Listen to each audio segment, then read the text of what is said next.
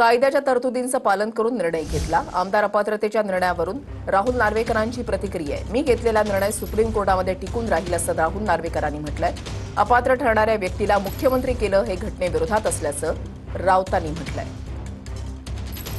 पीठासीन अधिकारी म्हणून संविधानिक मला जबाबदारी आहे की अपात्रतेच्या याचिकेवरती निर्णय घेण्यासंदर्भातला आणि कायद्याच्या सगळ्या तरतुदींचं पालन करून disqualification of members on the grounds of defection rules 1986 त्याचप्रमाणे 10th शेड्यूल मधले जे प्रोव्हिजन्स आहेत ते या सगळ्याचं पालन करून सुप्रीम कोर्टने दिलेल्या निर्देशाप्रमाणे आम्ही त्या निकषात बसून योग्य निर्णय घेतलेला आहे आणि मला संपूर्णपणे खात्री आहे की हा निर्णय अत्यंत शाश्वत असल्यामुळे हा निश्चितपणे सुप्रीम कोर्टात टिकून राहील। जो आमदार अपात्र होणार आहे पक्षांतरानंतर अँटी डिफेक्शन लॉ नुसार त्या अपात्र ठरणाऱ्या व्यक्तीला तुम्ही राज्याचा मुख्यमंत्री केलं हे देशाच्या घटनेच्या विरोधात, संविधानाविरोधात, 10th शेड्यूलच्या विरोधामध्ये इथेच शेण खाल्लेलं आहे सगळ्यांनी बसून सामुदायिक।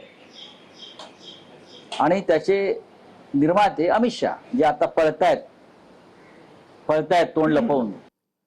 दरम्यान या प्रकरणी काल कपिल सिब्बलांनी काय युक्तिवाद केला पाहूयात। अपात्र होणाऱ्या व्यक्तीला निवडणूक आयोगानं मुख्यमंत्री बनवू दिलं। शिंदेना मुख्यमंत्रीपद दिल्यानंतर बऱ्याच गोष्टी घडल्या।